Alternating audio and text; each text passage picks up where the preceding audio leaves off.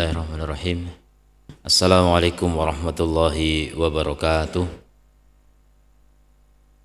Alhamdulillahi hamdan katsiran tayyiban mubarakan fihi kama yuhibbu rabbuna wa yardah. Asyhadu an la ilaha illallah wahdahu la syarikalah wa asyhadu anna Muhammadan abduhu wa rasuluh sallallahu alaihi wa ala alihi wa ashabihi wa sallama tasliman katsira.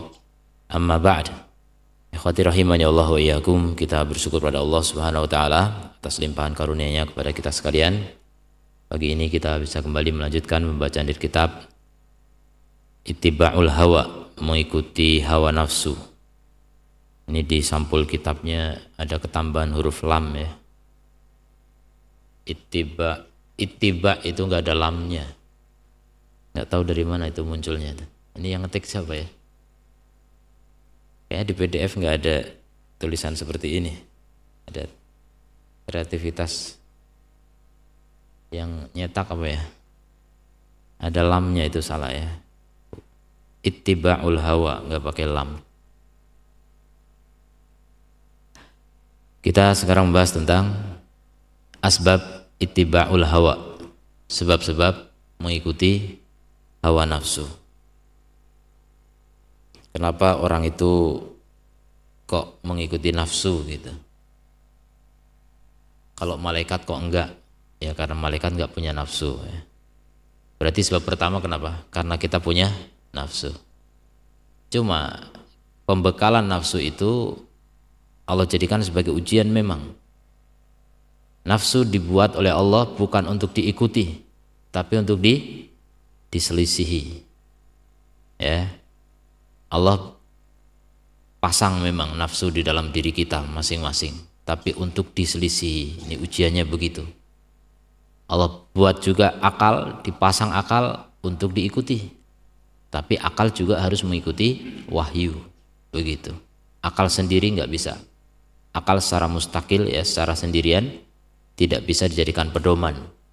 Harus akal itu mencerna wahyu, memahami wahyu, baru bisa diikuti. Inna ittiba'al hawa, sungguhnya mengikuti nafsu.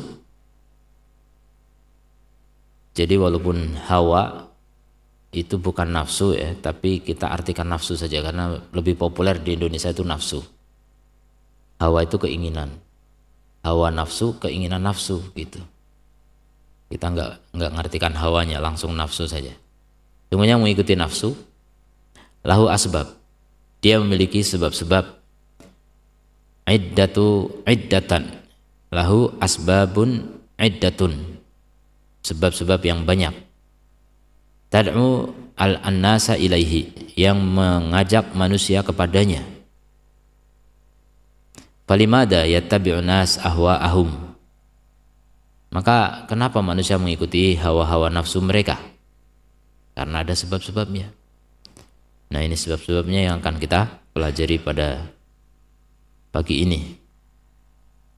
Walimada ya'riduna 'anil haqq, walimada yu'riduna 'anil haqq, kenapa mereka berpaling dari kebenaran?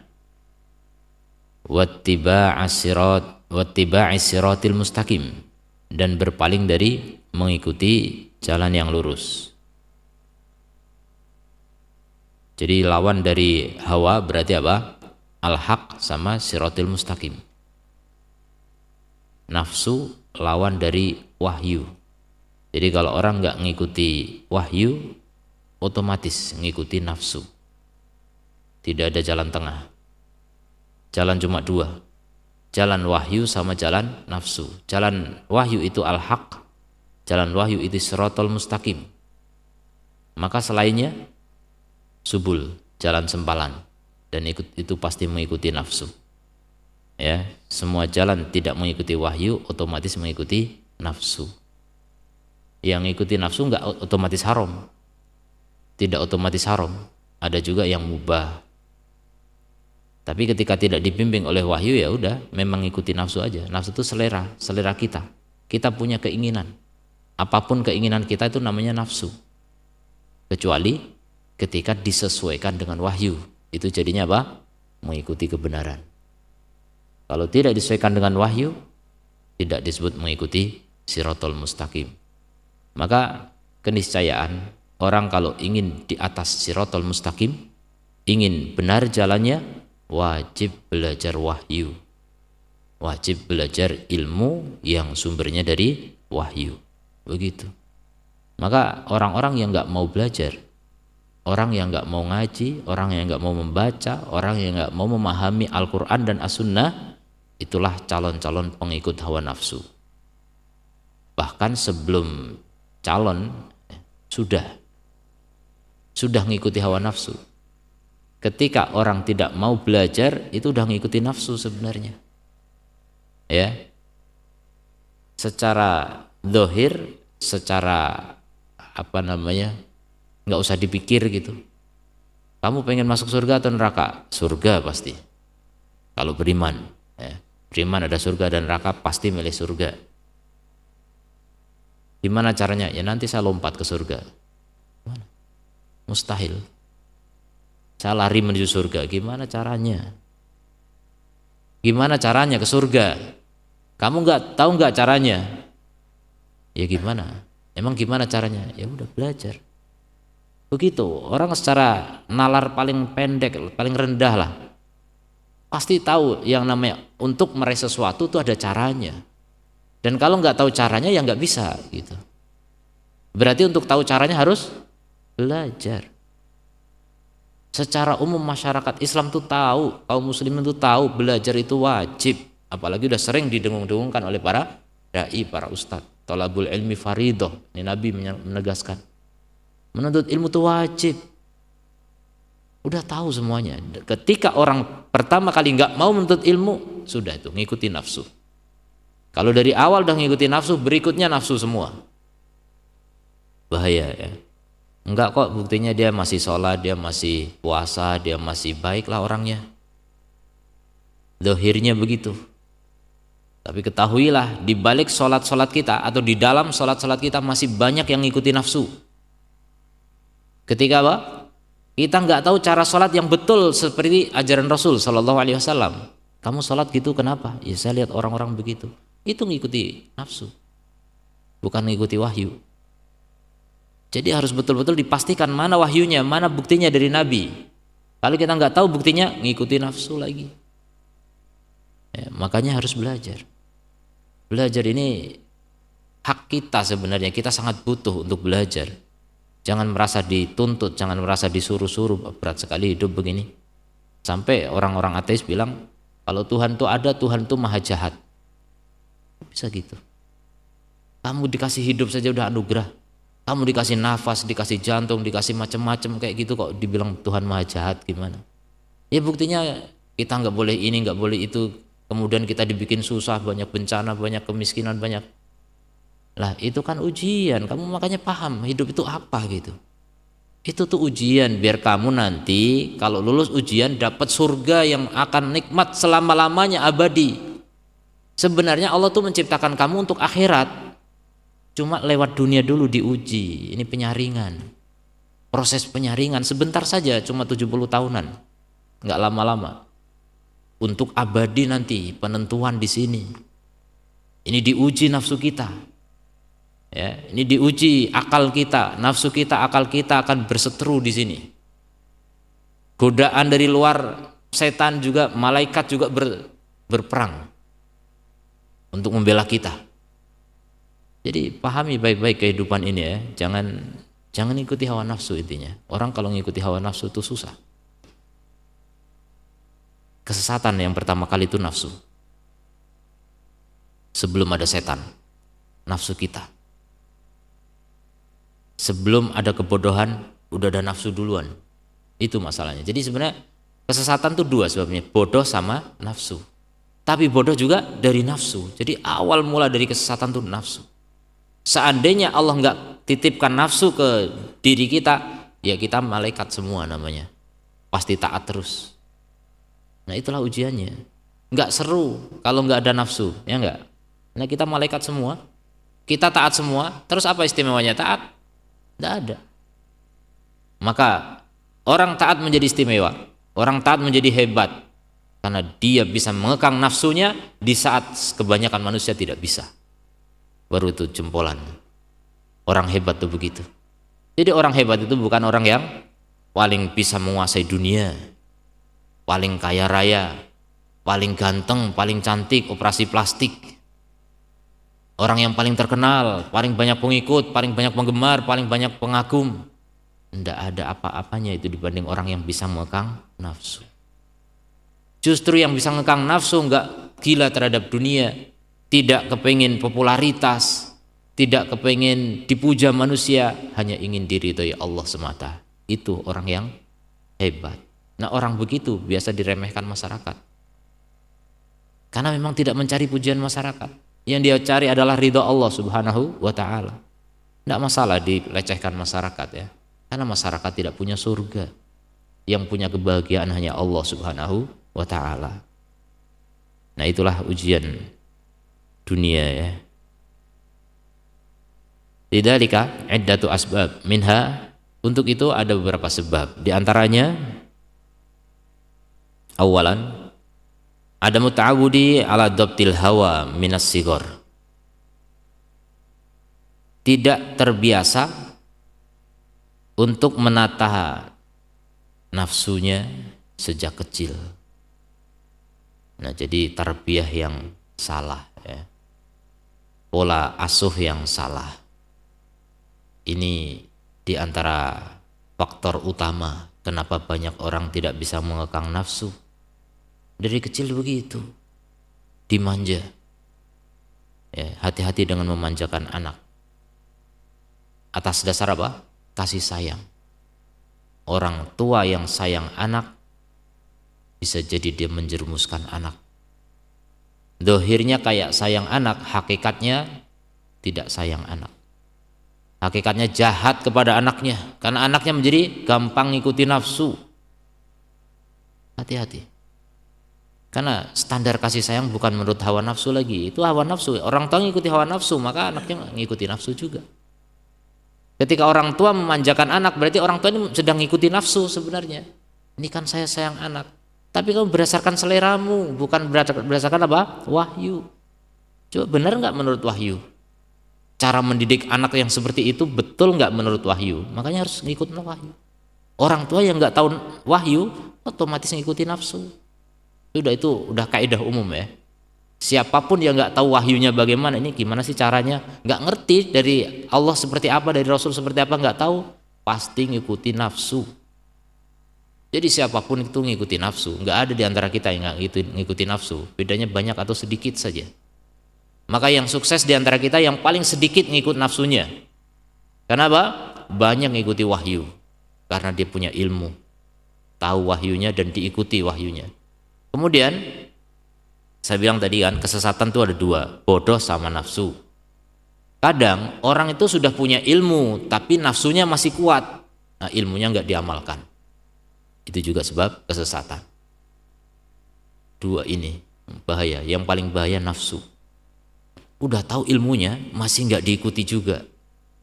Ini lebih jahat daripada orang yang bodoh. Dan bodoh pun karena nafsu juga tadi. Memang nafsu ini segala-galanya ya. Orang yang nggak bisa mengekang nafsunya tidak akan pernah bahagia.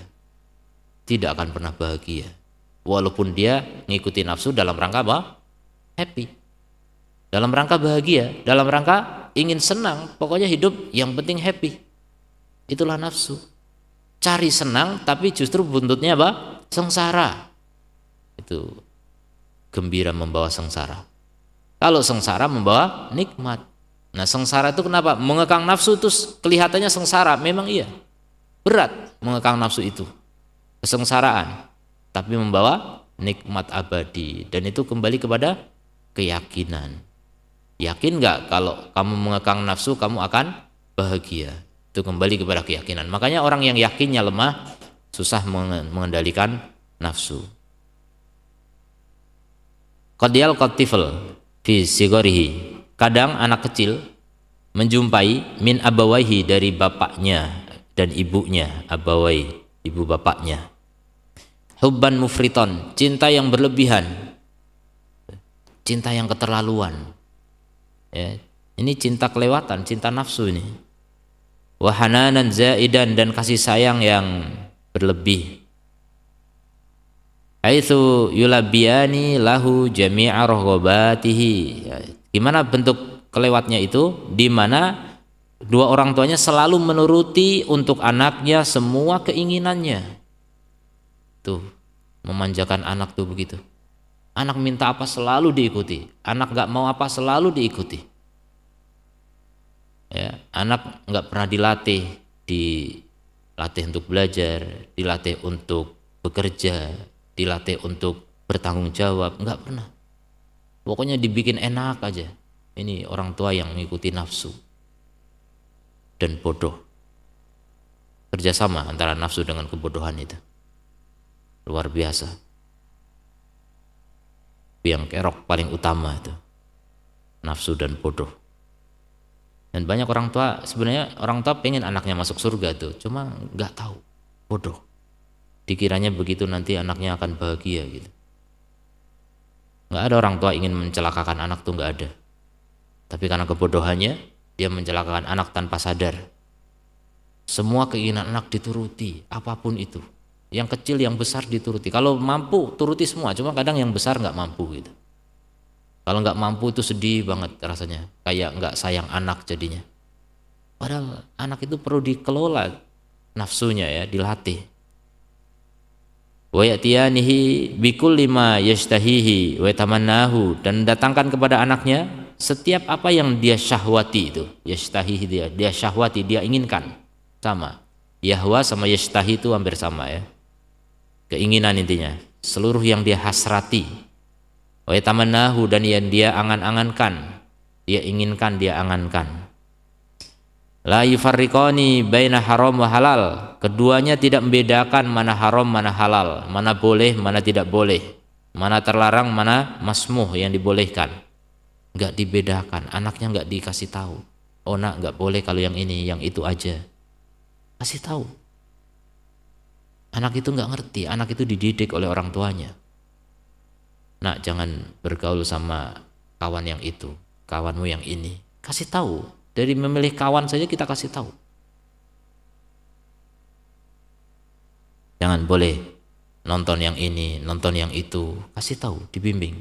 Jangan semuanya serba boleh.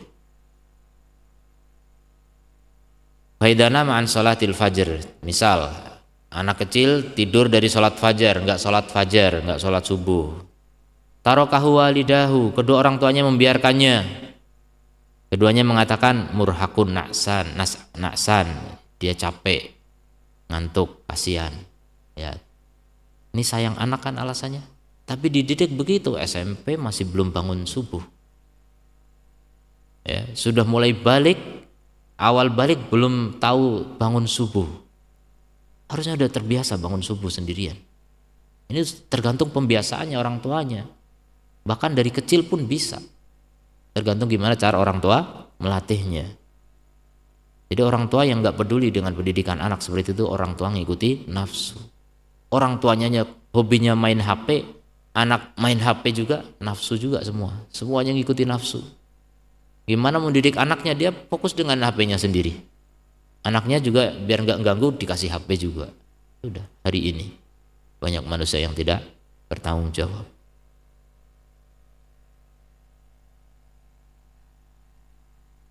Kadang-kadang antara suami istri bertengkar tuh. Kalau terjadi pertengkaran, suami sama istri bertengkar, siapa yang salah? Istri, kata suami. Kalau kata istri, suami yang salah. Jadi sebenarnya siapa sih yang salah? Kebanyakannya, aslinya kebanyakannya ya, faktor istri yang kurang hormat pada suami. Kalau istri bisa menempatkan sebagai istri betul seperti syariat, nggak akan terjadi percekcokan. Yang terjadi istri terdolimi mungkin. Jadi istri itu nggak bisa berkata keras pada suaminya kalau mengikuti syariat, maka nggak ada cekcok. Ketika ada cekcok, itu berarti istri yang lancang, mulai lancang, walaupun mungkin sebabnya dari suami. Tapi kalau istrinya tidak lancang, ya udah, tenang saja. Menyimpang suaminya, doa sama Allah, nangis sama Allah, begitu. Itu istri yang solehah begitu. Karena kalau dia yang harus merasa bertanggung jawab mendidik suami, ini salah. Karena istri itu di bawah tanggung jawab suami. Seperti rakyat kepada presiden. Emang kita bisa nyala-nyalain Pak Prabowo gitu? Nggak boleh. Nggak boleh. Rakyat itu lemah, kita berdoa pada Allah. Rakyat itu terdolimi, serahkan nasib kita kepada Allah. Itu. Pol-polnya itu demo, tapi itu kan nggak boleh dalam Islam. Istri paling demo ke suami gitu, tapi nggak boleh. Udah, minta sama Allah, kasih nasihat yang baik atau harapan yang baik kepada suami, diterima alhamdulillah, nggak diterima serahkan ke Allah gitu, sambil terus tawakal pada Allah gitu. Itu senjata istri itu begitu, nangis sama tawakal sama Allah. Jadi bukan cekcok, ya. Terjadi cekcok berarti di situ istri sudah merasa sejajar dengan suami, dan itu tidak betul dalam Islam, tidak betul ya. Memang bisa terjadi awal kesalahannya dari suami, iya bisa. Tapi kalau istri tidak meladeni, tidak akan terjadi cekcok. Kadang cekcok misalnya bapaknya bangunin anaknya, nah ayo sholat subuh. Kata ibunya apa? Janganlah, kasihan masih kecil. Lah. Karena ibu itu lebih sayang anak, gitu kan katanya. Secara duniawi iya kayaknya sayang nih, lagi tidur kan kasihan dibangun-bangunin, masih kecil, betul masih kecil. Tapi untuk kedepannya siapa yang lebih sayang anak sebenarnya ini? Bapaknya, lebih ngerti, ini tanggung jawab nih gedenya, apalagi dia laki-laki gimana? Nanti mendidik istrinya di kemudian hari gimana kalau terbiasa malas begini? Bangunin, waktunya subuh. Tapi kan kurang jam tidurnya, nanti bisa diganti, siang tidur siang ada. Ya harusnya tidur malam jangan terlalu larut, biar tidak berat untuk bangun pagi, begitu. Nah itu semuanya pola pendidikan, pola asuh. Jangan sampai ketika suami memiliki kebijakan yang betul, istri membantah, nggak boleh. Ya boleh ngasih usulan, apa nggak kasihan mas, masih kecil. Kata suaminya, walaupun kecil, kita didik sejak dini. Maka istri nggak boleh bantah-bantah lagi. Kembalikan kepada syariat, ya. Kembalikan kepada aturan agama. Jangan ikuti apa? Hasrat nafsu. Kemudian wa idza arada lu'batan minal al'abi, kalau anaknya pengen mainan dari mainan-mainan. Zaman dulu itu mainan manual semua ya. Kalau sekarang mainan game. Cukup satu kotak ini saja nih, anak udah puas, nggak perlu mainan-mainan lain. Itu yang merusak. Aslinya mainan manual lebih mendidik otak.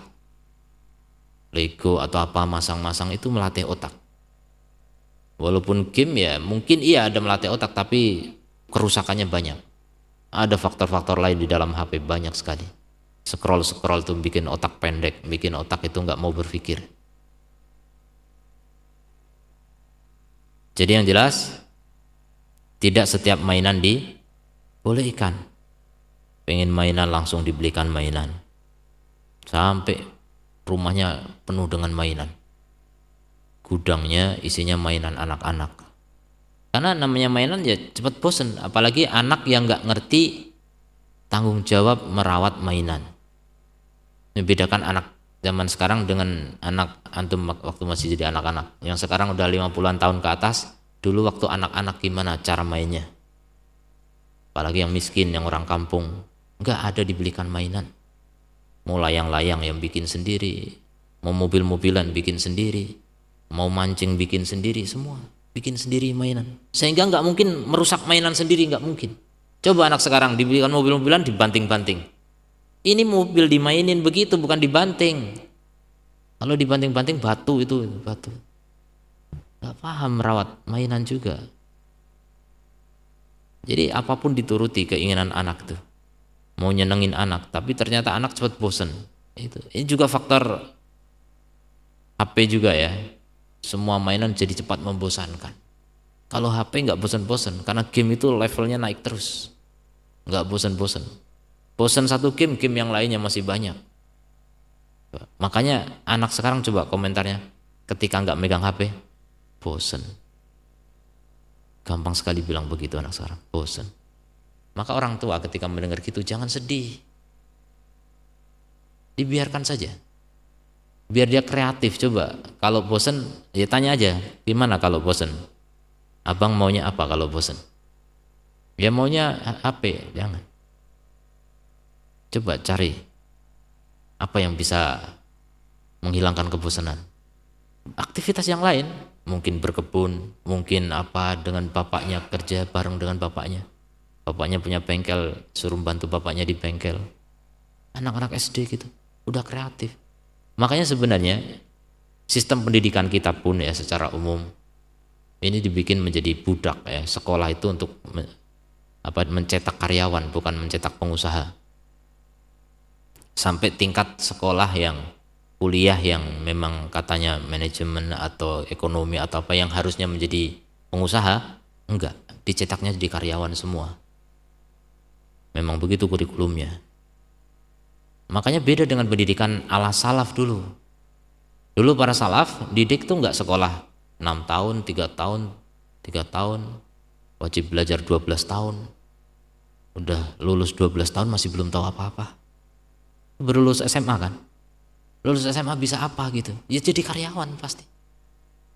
Enggak terlatih untuk kerja sendiri, menjadi pengusaha, enggak ada pelatihan itu. Nah itu pelatihan di sekolah kehidupan. Dulu para salaf langsung sekolah kehidupan, nggak pakai jenjang-jenjang belajar begitu. Sejak kapan ada jenjang begitu? Sejak orang kafir yang bikin, dan itu elit global yang bikin gitu. Memang dicetak manusia itu untuk bodoh begitu. Sekolah di kita itu dicetak begitu. Saya ngomong begini disalahin orang, udah biarin. Tapi memang begitu. Coba para salaf gimana mendidik anak mereka? Ya udah mau bisnis titipkan. Umar menitipkan anaknya, sana ikut paman, dagang sama paman. Sudah belajar di kehidupan langsung bisa dagang. Nggak tahu teori ekonomi, teori manajemen, teori macam-macam, nggak ngerti. Tapi langsung praktek, lihat. Untuk pengembangan tidak masalah, belajar lebih tinggi. Tapi untuk pendasaran itu langsung praktek. Dan ilmu praktek itu lebih kuat daripada ilmu teori. Learning by doing. Praktekin langsung. Dan itu rata-rata para salaf begitu. Artinya apa? Kita ini banyak buang-buang waktu ya, buang-buang umur. Udah mainan buang-buang umur, sekolah pun buang-buang umur. Makanya kalau para salaf dulu dari kecil sudah pada menghafal Quran, sudah pada hatam Quran masih 10 tahun, Asy-Syafi'i 7 tahun. Karena fokus belajar itu memang yang penting-penting saja gitu. Coba dari kecil udah belajar sejarah ini, sejarah anu, terus biologi ini tentang apa namanya, fotosintesis apalah. Untuk apa itu? Dalam kehidupan nggak kepake. Jadi petani aja, coba petani nggak tahu fotosintesis itu apa, nggak tahu, tapi bisa nanam, tapi bisa kemudian menghasilkan. Yang tahu fotosintesis segala macam jadinya apa? Nggak kepake, nanti jarang sekali yang kepake. Yang tahu misalnya peredaran darah kodok misalnya, untuk apa coba? Untuk apa? Yang kalau mau penelitian jadi dokter ya silahkan, mungkin kan penjurusan dari awal. Jangan orang tujuannya mau jadi apa namanya insinyur disuruh belajar tentang biologi, nggak nyambung ya. Itu banyak buang-buang waktu sebenarnya, banyak buang-buang waktu, banyak maklumat pengetahuan yang tidak bermanfaat di kepala anak-anak kita. Apalagi sejarahnya sejarah palsu kan, parah, habis otaknya. Kemudian wa taghodiya amma fiha minal musiqa, tuh lihat ada mainan-mainan dan orang tua keduanya tutup mata, nggak peduli, mengabaikan apa yang ada pada mainan itu dari musik. Udah, sekarang musik dianggap lumrah dan wajar, yang pada saat itu haram. Sampai Abu Hanifah saja, orang yang ngetokin kayu gitu, kayu dengan kayu berirama, itu musik. Hari ini musik jauh lebih macam-macam. Awil manadir al-khali'ah atau pemandangan-pemandangan telanjang banyak, walaupun kartun. Terbiasa anak kita dengan begitu. Walil fata saik khos, kemudian anak mudanya punya supir khusus. Jadi ya udah dimanjakan ke sekolah diantar supirnya. Coba bedakan antara orang-orang tua sekarang dulu ketika masih anak-anak. Saya sekolah nggak kenal diantar orang tua. Anak-anak kota pasti diantar karena nggak mungkin jalan sendiri karena di kota kan.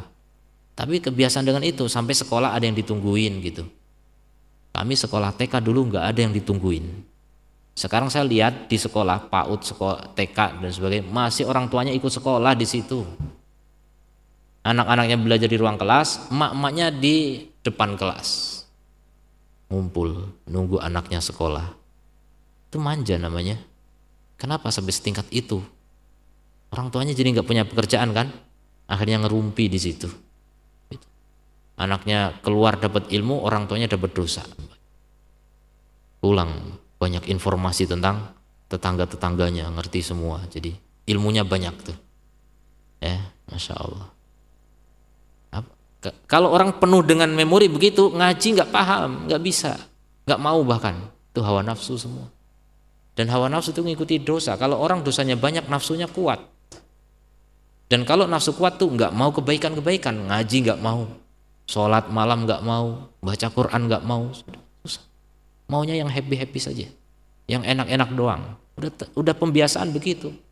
Nah fasilitas untuk memanjakan nafsu sekarang banyak. Semua rata-rata yang dibangun oleh manusia, nggak cuma pemerintah, semua saja. Itu fasilitas untuk memuaskan nafsu, sarana hiburan, tempat-tempat makan, itu semuanya pemuas nafsu. Bagaimana kita bisa mengekang nafsu kalau terbiasa begitu? Apalagi dengan sekarang HP kan. Dulu kalau mau makan harus jalan ke warung. Sekarang tinggal pencet.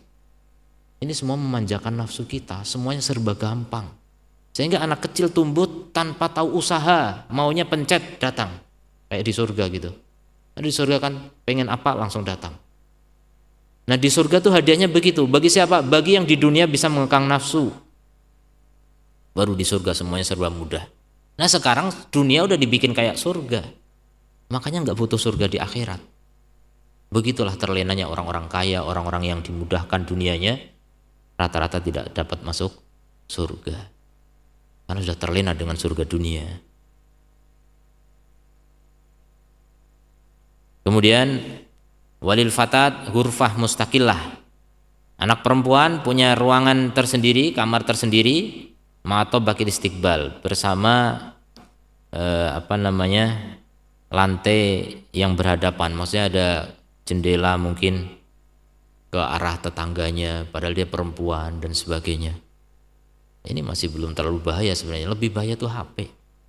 Anak kita di kamar dibekali HP itu keliling berselancar ke seluruh dunia, mau apa saja ada. Orang tuanya dikiranya aman, anak saya udah ngaji kok, anak saya anak pesantren kok, anak saya pakai jilbab besar kok. Nggak tahu apa yang ditembus di dunia maya. Orang tua nggak tahu. Makanya orang tua wajib untuk melacak apa yang dilakukan anaknya, mengontrol apa yang dilakukan oleh anaknya. Fa yansha'u tifl ala tiba'i hawah. Maka tumbuh anak kecil itu di atas kebiasaan mengikuti hawa nafsu. Kullama arada syai'an hassalahu. Setiap dia pengen sesuatu langsung dihasilkan saat itu juga. Makanya anak sekarang pun nggak kenal arti menunggu. Kata menunggu nggak ngerti. Ntar dulu ya nak. Enggak, pokoknya sekarang. Terbiasa instan. Semuanya serba instan. Jadi kalau pengen apa-apa harus sekarang. Pengen HP contohnya, itu meraung-raung sudah. Nggak bisa ditunda, ntar dulu masih dipakai HP-nya. Kan itu kadang HP orang tua gitu, maksudnya bukan HP khusus untuk anak. Kalau orang kaya masing-masing anak sudah. Tapi nggak bisa menunggu. Tantrum ya. Anak itu pokoknya gampang sekali nangis. Asal nangis dituruti. Apalagi udah nangis di muka umum, orang tuanya malu daripada nangis langsung dituruti. Dan itu kesempatan bagi anak. Kalau di rumah mungkin orangnya masih ngekang, begitu di tempat umum langsung dimanfaatkan momen itu, orang tuanya nggak bisa ngelak. Anak itu juga cerdas ya dalam hal itu. Ulama arada syai'an hassalahu wa fa'alahu. Setiap pengen apa-apa dia lakukan. boleh, semuanya boleh, ya, serba boleh. La yurdi'uhu radi', tidak membuat jera sesuatu yang menjerakan. Wala yamna'uhu wazi', tidak ada penghalang yang menghalanginya, pencegah, enggak ada pencegah. Pokoknya apa saja boleh. Bahkan ketika dicegah oleh orang lain, orang tuanya marah. Ini anak-anak saya, kenapa kamu larang-larang? Insya Allah nggak boleh orang lain ikut campur. Bahkan sampai tingkat guru bisa dipenjara gara-gara mencegah anak sekolah dari suatu yang haram. Guru melarang anak merokok tuh, dipermasalahkan sampai demo satu sekolahan. Naudzubillah min dzalik. Begitu gaya hidup manusia zaman sekarang, mengikuti hawa nafsu. Sampai guru nggak berkutik hari ini, takut salah. Kalau dulu guru itu didukung oleh orang tua. Sekarang guru itu berhadapan dengan hak asasi anak, berhadapan dengan orang tua yang kebal hukum dan lain sebagainya. Berat. Gimana mau mendidik? Ya. Gimana mau menjadikan anak itu orang yang ngerti hukum aturan masyarakat saja berat, apalagi hukum aturan Allah Ta'ala lebih berat. Orang udah banyak gak beriman, gak percaya dengan aturan Allah Subhanahu wa Ta'ala. Makanya gak bisa sekolah, makanya menjadi sarang kehancuran rata-rata sudah, ya. Gak semuanya, udah banyak guru yang mengeluh gitu, gak berani berbuat apapun. Saya pernah ngajar tahsin ke bapak-bapak di sekitar pondok saya dulu di Sulawesi. Jadi saya ngajar di pondok doang itu suntuk gitu. Saya coba keliling ke beberapa masjid, saya tawarkan ngaji, saya ajarkan. Akhirnya ada di pinggir pondok bapak-bapak ngaji, ada polisi, ada guru SMA, ada apa lagi itu ngaji. Sampai udah berjalan berapa waktu lama, saya kehilangan seorang. Mana Pak Fulan? Lagi ditahan Ustaz. Guru PP. Kenapa? Katanya mukul muridnya gitu. Katanya murid. Ini yang cerita polisi. Segitunya sekolahannya. Segitunya. Ini guru PP punya wewenang sebenarnya. Guru PP itu ya memang tugasnya begitu. Tapi udah nggak berkutik kalau udah dibegitukan kan. Berikutnya nggak, udahlah, biar terserah mau jadi apa, yang penting saya gajian gitu. Akhirnya begitu manusia, nggak peduli dengan pendidikan sudah. Niatnya mau mendidik anak orang malah salah gitu. Gimana mau bisa benar kalau seperti itu? Hancur bangsa ini ya ketika banyak orang-orang mengikuti hawa nafsu. Hatta idza balagha mablaghal taklif, sampai ketika sudah mencapai usia taklif. Ini dari anak-anak tadi sebelum balik ya, sampai kemudian balik. Intalaqa hawahu syarqan wa gharban, maka hawa nafsunya apa? Lompat ke kanan ke kiri, ke timur ke barat. Maksudnya nggak mau ngikuti aturan. Dari kecil nggak pernah diatur, tiba-tiba diatur, ya kaget. Anak perempuan dari kecil nggak pernah diajari pakai jilbab, tiba-tiba sekarang udah balik nih, udah haid harus pakai jilbab. Gimana? Kaget. Nggak dibiasakan. Makanya dibiasakan sejak kecil. Itu semuanya dengan pembiasaan ya. Allah bisa karena biasa. Kalau nggak dibiasakan pasti kaget, dan kaget itu pasti nggak bisa, susah. Waraqadat jawarihuhu, dan anggota badannya pun berlari khalfa hawahu, mengikuti nafsunya, di belakang nafsunya. Litahqiqi tilkal amani wal ahlam, untuk merealisasikan angan-angan dan impian itu. Khosatan ma'afatratil murahaqah, terlebih lagi khususnya di masa remaja. Masa remaja itu masa transisi, masa bergejolak, masa peralihan dari anak-anak menuju dewasa. Itu peralihan ini yang paling fluktuatif, yang orang tuh paling sulit menanganinya. Makanya di antara sekolah yang paling sulit tangani itu SMP. Paling sulit SMP. SMA udah mulai lumayan reda sebagian, udah mulai sadar, udah pikirannya udah mulai berfungsi. SMP masih jarang. Tapi beriring perjalanan waktu, SMA juga makin sulit. Kenapa? Karena makin kesini orang itu kedewasaannya makin terlambat. Kalau dulu anak-anak SD sudah pada nikah, zaman orang tua kita dulu. Zaman sekarang lulus SMA pun nggak tahu nikah. Udah lulus kuliah pun nggak ngerti nikah. Udah 30 tahun nggak ngerti nikah. Pikirannya cuma happy-happy main game aja terus. Ya Allah. Ini terlambat kedewasaan anak sekarang. Itu dengan adanya permainan yang tidak ada putusnya. HP yang memanjakan. Semua pemanjaan itu diikuti, semua kesenangan dituruti. Fa yaf'alu al-jara'im al-idham, maka dia melakukan kejahatan-kejahatan yang besar akhirnya. Wal umur al-kibar, perkara-perkara besar. Walaysa min sabilin lidaf'ihi, dan tidak ada cara untuk menolaknya dari hal itu, wala man'ihi, untuk menolaknya maupun mencegahnya. Waqad amila as-sahabatu radhiyallahu anhum, dan sahabat telah mengamalkan fi tarbiyati abnaihi, dalam mendidik anak-anak mereka, abnaihim, ala tiyadi dhabtin nafsi, untuk membiasakan menata nafsu mundu sigor, sejak kecil.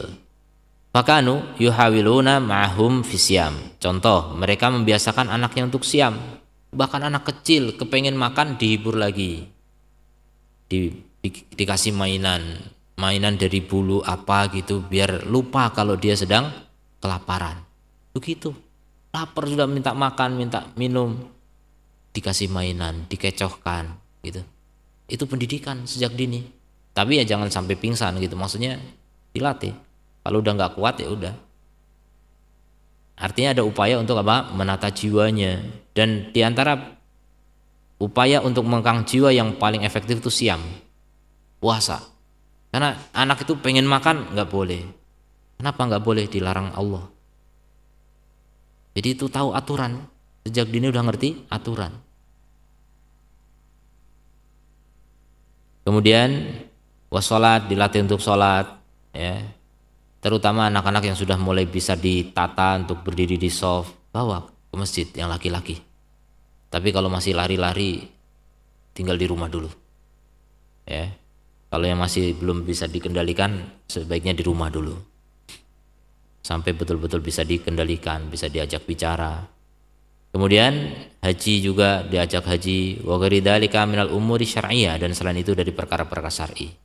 Ini zaman dulu haji mungkin yang orang-orang sana dekat gampang. Kalau kita anak kecil haji ya berat. Saya dari Yaman bisa haji dengan 2 anak saya tuh, saya pergi haji membawa 2 anak bayi. Nah, ada yang gede waktu itu umur berapa ya? 2 tahun lebih, 2 tahunan lah. Atau belum ada 2 tahun. Yang kecil masih 5 bulan. Gendong sama ibunya, saya gendong yang gede. Haji. Mau dititipin nggak ada yang mau. Ya, terpaksa harus dibawa anak. Nggak ada keluarga juga di sana kan, jadi ya udah dibawa. Jadi tontonan orang gitu. Tawaf nangis-nangis gitu kan, kepanasan kan. Orang teriak-teriak tuh, orang Afrika, orang India ngomong apa ini saya nggak tahu. Ya kan bahasa mereka masing-masing. Ada yang pakai peragaan taruh di atas itu. Kan di sini pengap digendong mungkin, taruh di atas gitu. Saya tetap pendek dibanding mereka gitu kan. Percuma juga. Ya namanya kondisi begitu. Ya itu contoh ya, salaf itu membiasakan anak untuk pergi haji, umroh yang dekat-dekat sana. Kalau ya kita umroh bisa, haji yang agak berat. An Rubayy binti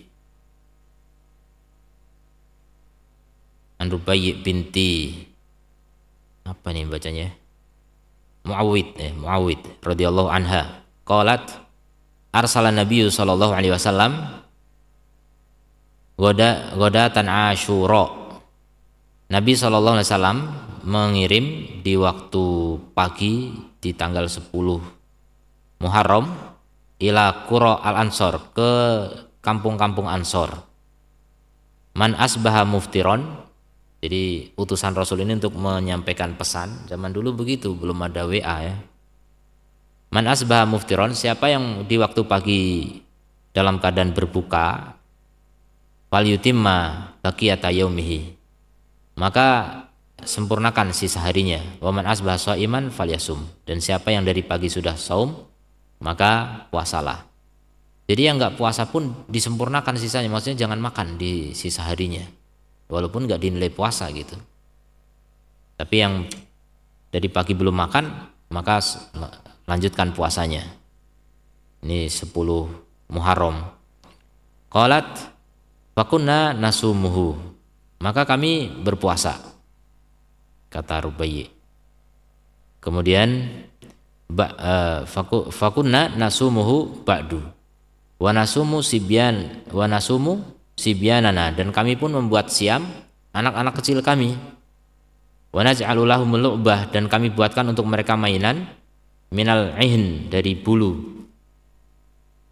Faida baka, kalau menangis, ahadum salah satu dari anak kecil itu, ala ta'am, karena pengen makan, a'toinahu, kami berikan mainan, daka, kami berikan mainan itu, hatta yakuna indal iftar, sampai berbuka, tuh dilalaikan sampai berbuka. Pengen makan nangis, kasih mainan lagi, pengen makan. Ini kemungkinan masih kecil banget ini, tapi itulah latihan ya. Tapi tetap dilihat kekuatannya ya, jangan dipaksakan. Kemudian wa tarbiyatu tifl ala naili ma yatamannahu, dan mendidik anak kecil dari meraih apa yang dia angankan. La tu'awidu alaihi bid-darar, la ta'udu alaihi bid-darar, yang tidak kembali kepadanya bahaya. Jadi mendidik anak untuk meraih apa yang dia inginkan, berusaha sendiri gitu, yang tidak berbahaya bagi agamanya. Alaihi bid-darar ad-dini faqat bal hiya daratun lahu fi dunyahu. Jadi enggak hanya bahaya secara agama, termasuk tidak bahaya secara dunianya juga. Mainan yang berbahaya jangan.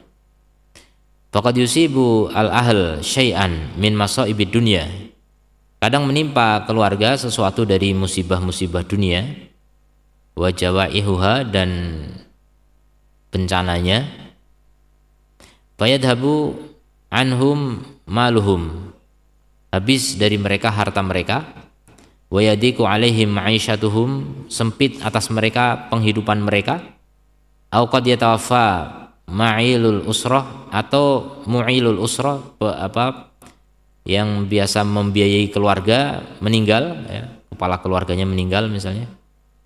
Fa fi dzalikal waqt, maka di waktu itu, kaifa saat tulabba hadat tifl li hadat tifl wa raghabatihi, maka bagaimana ketika itu bisa memenuhi anak kecil itu keinginannya? Enggak bisa.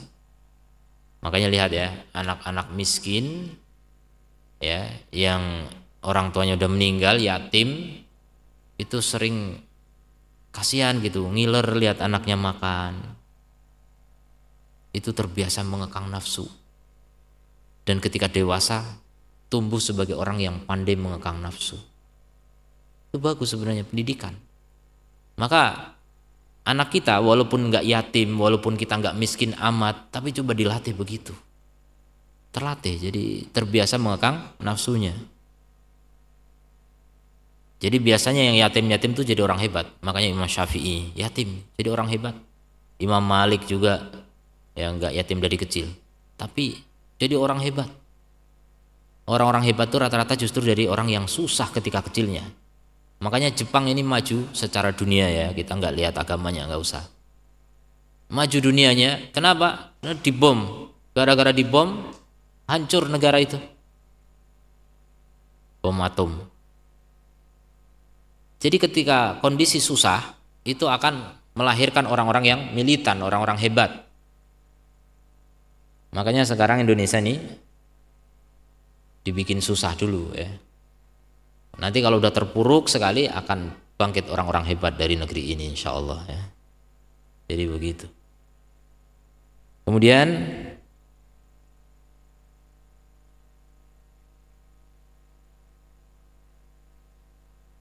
Wa kaifa sayanalu umniyahu wa ahlamahu. Bagaimana dia akan meraih angan-angannya dan impiannya. Jadi kalau orang tuanya sudah susah, nggak bisa. Makanya dilatih. Sebelum betul-betul susah itu terjadi, anak udah terlatih untuk mengekang nafsunya. Jangan semua keinginannya dituruti. Sebagian orang tua bilangnya apa? Kasihanlah anak saya, jangan sampai sengsara kayak saya dulu. Saya dulu pengen mainan nggak boleh, bukan nggak boleh, nggak ada gitu kan. Jangan kemudian dibedakan. Maksudnya justru itulah pendidikan orang tua kita dulu. Ketika kita susah, kita berusaha bikin mainan sendiri, kita berusaha menjadi kreatif.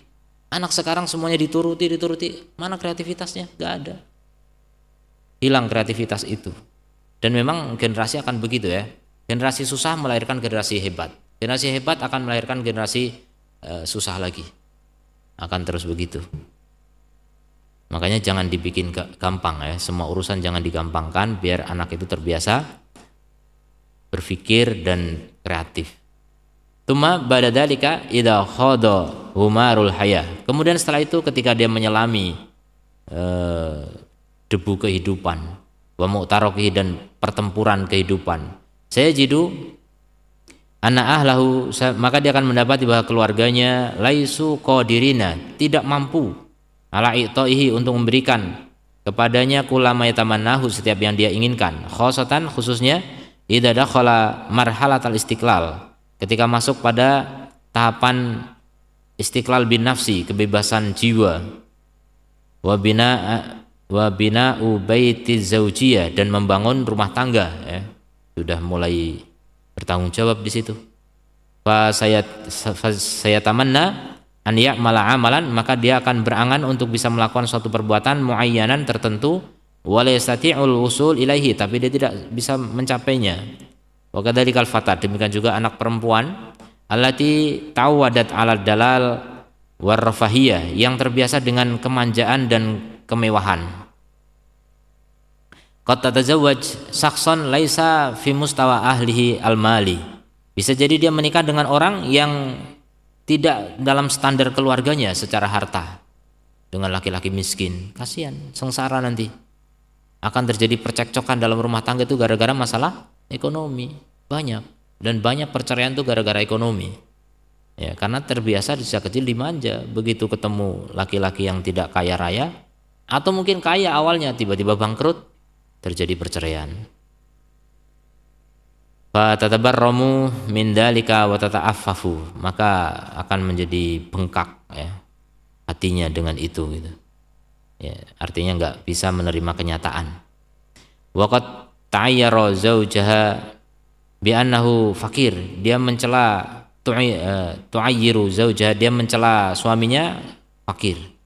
Wa tadkhulu hayataha fi dawamatin minas soro'at, dan dia masuk ke dalam kehidupannya dari kebiasaan-kebiasaan yang pergulatan ya dalam kehidupan, wanazaat atau ya pertikaian dengan suaminya, alati tufsidu 'alaiha istiqraruha an-nafsi, yang merusak kemapanan jiwanya, warohatiha ma'azaujiha, dan kenyamanannya bersama suaminya. Ya, jadi harus disiapkan ya. Anak-anak kita disiapkan hidup sengsara itu seperti apa. Makanya cerita-cerita masa lalu, penjajahan, dijajah Jepang, dijajah Belanda, seperti apa sengsaranya orang dulu, ini perlu diberitahu ke anak kita dan dicicipkan. Memang nggak bisa 100%, nggak bisa, tapi harus cobalah. Hidup itu nggak selamanya senang. Rasakan hidup susah, rasakan hidup sengsara, dilatih. Ya, intinya dilatih untuk bisa kreatif, berkarya sendiri gitu, berusaha sendiri. Jangan apa-apa dituruti orang tua, semuanya mau dilayani orang tua. Sampai sekedar mau makan, mau minum, coba disuruh bikin sendiri gitu. Dilatih sejak kecil. Hidup itu tidak melulu soal pelayanan. Memang katanya pendidikan anak masih kecil itu dianggap raja. Enggak selamanya betul itu. Ya. Raja juga enggak semuanya baik ya. Rata-rata raja justru jelek.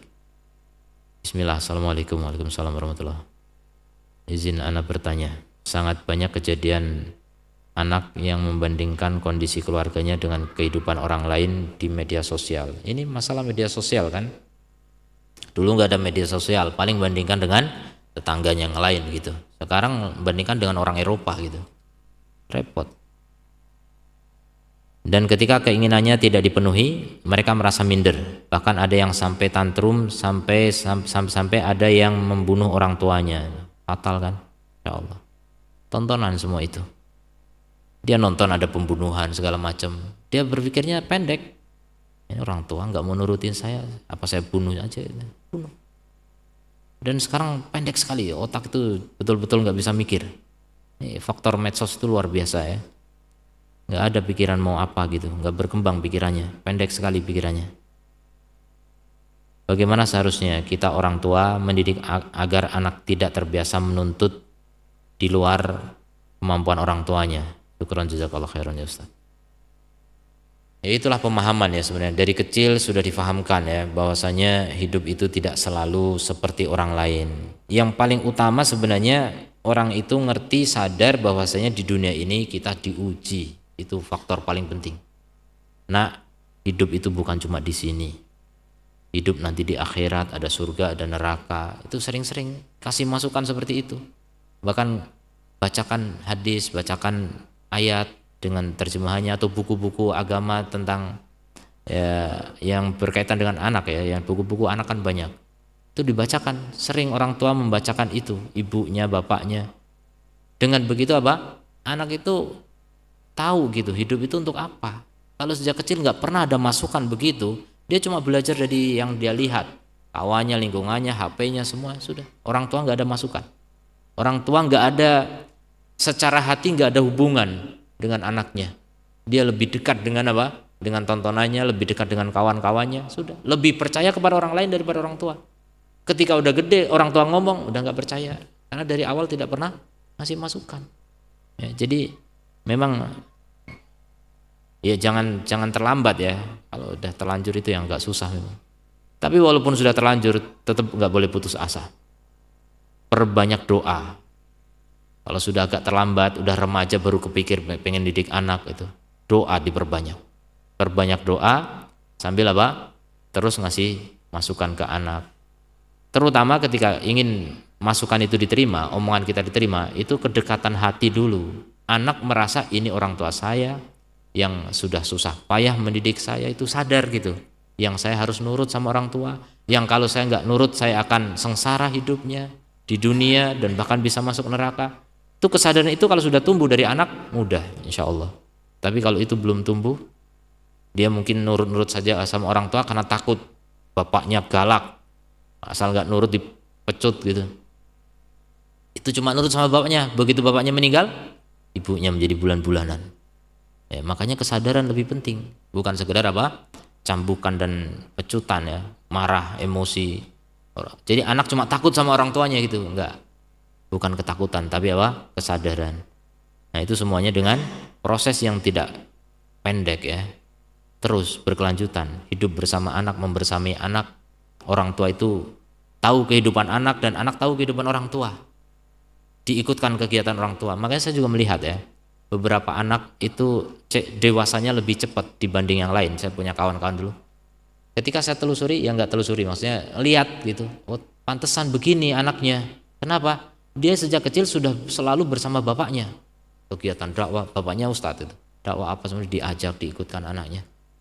Begitu tumbuh remaja, dia udah selangkah lebih maju pikirannya dibanding anak-anak remaja yang lain. Kenapa? Biasa berkumpul dengan orang tua. Ini juga cara pendidikan yang langsung itu seperti itu. Mungkin nggak sekolah mungkin, tapi kedewasaannya lebih tinggi daripada anak-anak yang sekolah. Nah, itu contoh ya bagaimana kedekatan anak dengan orang tua. Memang kalau tidak dekat itu susah ya. Kalau tidak dekat itu susah. Apalagi anak yang punya trauma ya. Trauma-trauma itu kalau tidak diobati ya akan semakin lama semakin parah, semakin fatal. Semakin menjaga jarak dengan orang tua semakin nggak bisa dikendalikan. Orang tua hanya mengadu, mengeluh, mempertanyakan kepada ustadz gimana solusinya, nggak akan pernah selesai solusinya. Karena memang kedekatan nggak terbangun gitu. Tawaran-tawaran solusi itu hanya teori-teori yang ditumpuk-tumpuk saja dan nggak ada prakteknya, nggak bisa. Kebanyakan teori malah ya, bahaya. Yang penting praktek, bukan sekedar memperbanyak teori tapi nggak ada prakteknya. Demikian wallahu a'lam. Barakallahu fikum. Subhanakallahumma wa bihamdika asyhadu an la ilaha illa anta astaghfiruka wa atubu ilaik. Assalamualaikum warahmatullahi